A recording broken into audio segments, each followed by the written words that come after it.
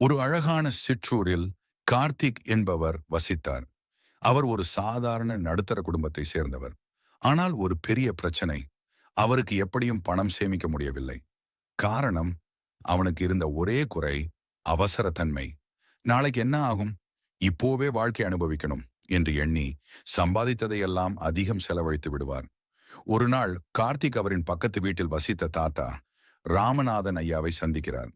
ராமநாதன் ஐயா எப்போதும் அமைதியாக கவலையின்றி வாழ்வார். அதை பார்த்து கார்த்திக் கேட்டார், தாத்தா, நீங்க எப்பொழுதும் சந்தோஷமாக இருக்கீங்க. ஆனா நானும் நல்ல வேலை செய்யறேன். ஆனா என் வாழ்க்கை எப்போதும் நெருக்கடியா இருக்குது. ஏன்?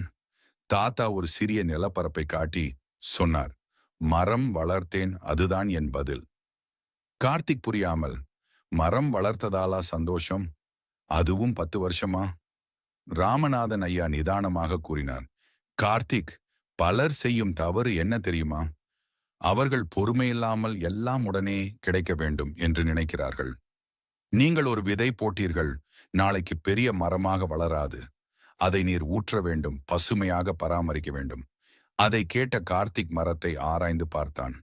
அது ஒரு பெரிய மாம்பழ மரமாக இருந்தது. 3 வருடங்கள் முன்னால் ஒரு சிறிய விதையாய் இருந்தது. அதனால் கார்த்திக் முடிவு செய்தார், நானும் ஒரு சின்ன முதலீடு செய்யணும். எந்த ஒரு செல்வந்தரும் ஒரே நாளில் செல்வந்தர் ஆக மாட்டார்கள்.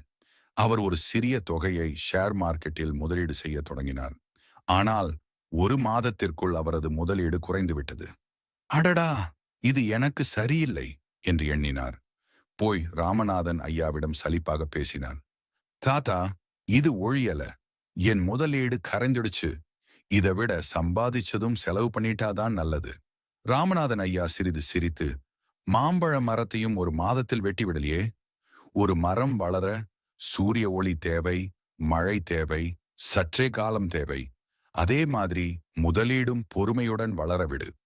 நீண்ட நாட்கள் கழித்து கார்த்திக் தன்னுடைய முதலீட்டை கைவிடாமல் இருந்தார். அவர் பொறுமையாக இருந்தார்.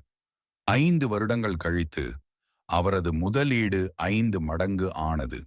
அவர் இதை கண்டதும் ஆச்சரியப்பட்டு தாத்தாவிடம் ஓடிப்போய் சொன்னார், தாத்தா, நீங்க சொன்னது நிஜமா நடந்திருக்கு. என் முதலீடு பல மடங்கு உயர்ந்திருக்கு.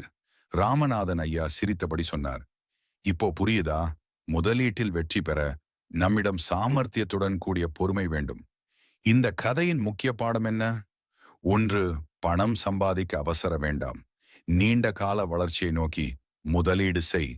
2, பொறுமையுடன் இருந்தால் உங்கள் முதலீடு உங்களை செல்வந்தராக மாற்றும்.